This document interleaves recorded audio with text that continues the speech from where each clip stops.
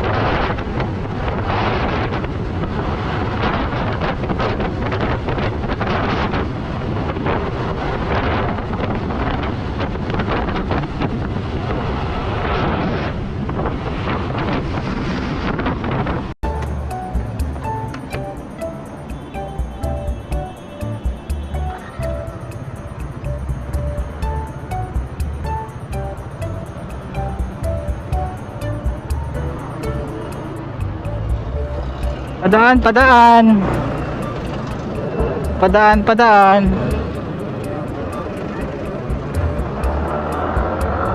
Yan.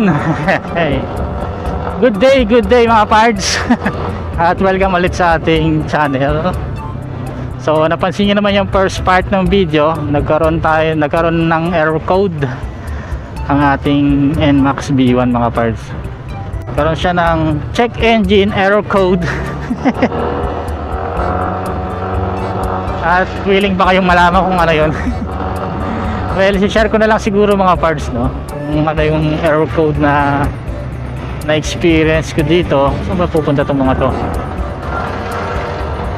Dito tayo, traffic sa EDSA eh. Tanghali na eh. Yun. Na experience ko dito mga parts na problema sa ating NMAX B1 ay error code 84 mga parts, 84. Sa di ko malamang dahilan kung bakit nagkaroon ng ganun. Pwedeng nalubak. Bagay, madalas kasi ako malubak kaya nagkagaganon siguro. Pagbigyan.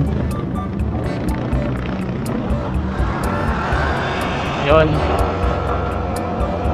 Kaya yun, napansin ko sa takbo niya, parang pigil sa mga parts.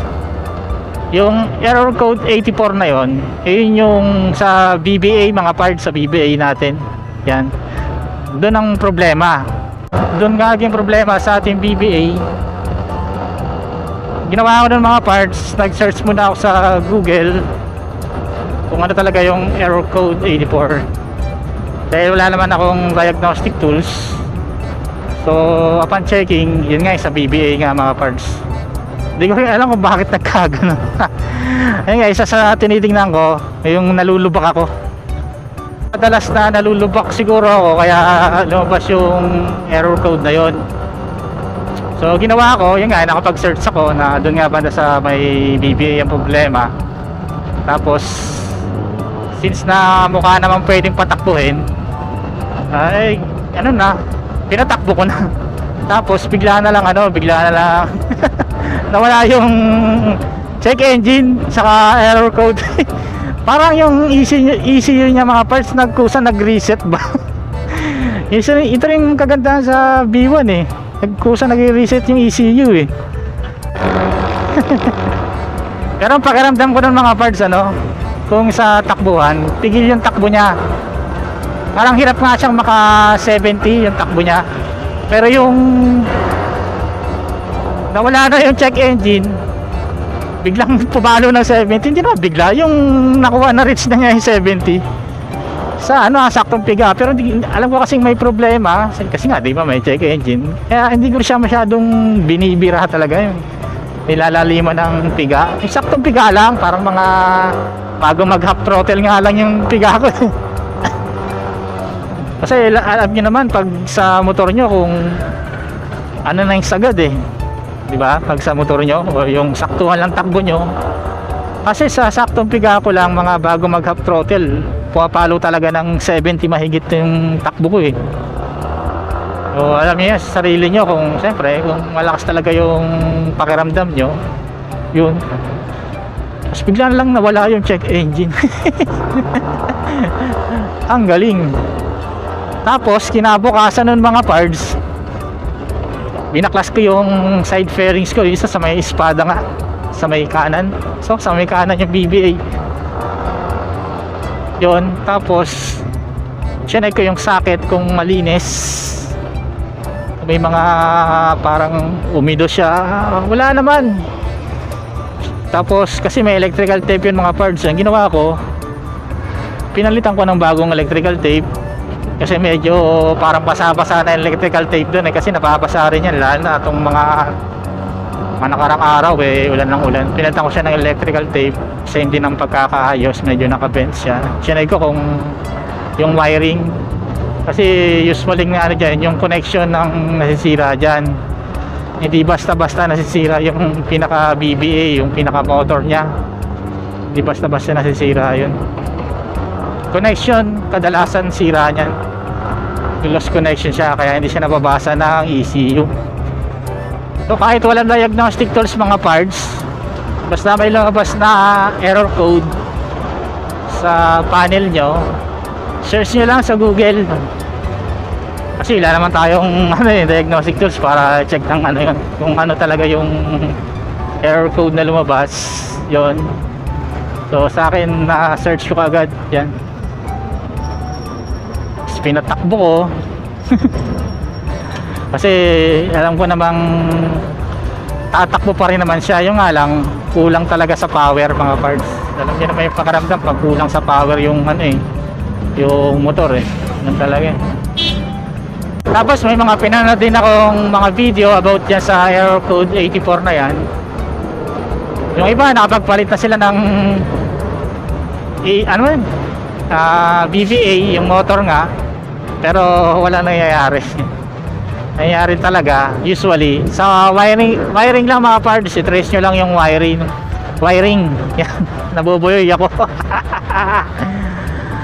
Magkano rin yung BVA, mahal yun.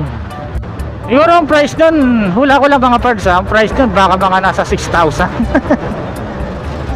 6,000, 5,000, mga gano'n ang price ng BVA. Mahal yun. Tapos sa wiring lang pala sira, tapos mapapalit ka. Hirap magpalit agad ng pyesa na hindi talaga sigurado. Kailangan i-trace mo talaga. Yan. Sa akin, hindi ko lang din alam talaga eh. Kasi biglang nawala eh.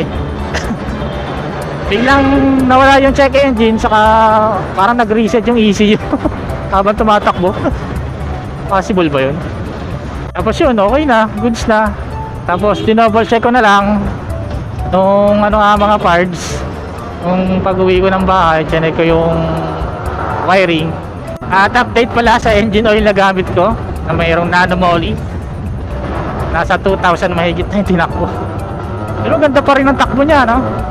Pero bahala ko itong palitan eh. Kasi ayoko naman patagalin masyado, no? Max ko nga dapat 1.5 lang eh. Pero naka 2,000 siya, no? Ilang kilometers din yung tinakbo eh, no? So try ko ng pagpalit. Bahala na kung anong engine oil. Kasi sa pinagkukunan ko nga, o yung sa in-orderan ko sa G-Racing na tagal siya dumating. Kailangan ahead of time ka mag-order eh. Sa ngayon, observation muna ulit kung babalik ko ba yung error code na yon. Basta doon lang yan, maaaring sa wiring lang, or baka sira na talaga yung BBA. O warning yun para masira yung BBA. Pero kung sakaling magkaroon kayo may experience niyan sa mga naka NMAX B1 error code 84, huwag kayo masyadong mabahala doon. Maaaring wiring lang ang problema doon.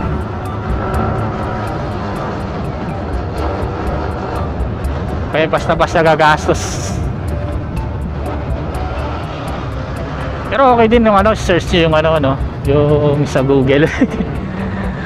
Best way din yun. Isa rin sa mga best. Kasi wala tayong diagnostic tools na mention ko kanina eh. Hindi naman tayo siguro masyadong ililigaw ni Google about dun. Search lang natin kung anong error code, kung anong motor, makikita at lalabas at lalabas. Observe ko na lang kung babalik pa o hindi, pero hindi naman siya nababalik. Sinigurado kong salpak na salpak yung socket niya, saka wala namang umido doon sa sa socket niya, sa may pinaka wiring. Tapos siya ko yung wiring niya, tinrace ko, wala naman. Siguro baka nalubak lang o nalulubak ako kaya ganun, baka nagagalaw na yung wire niya. So ayun lang siguro for today mga parts. Salamat.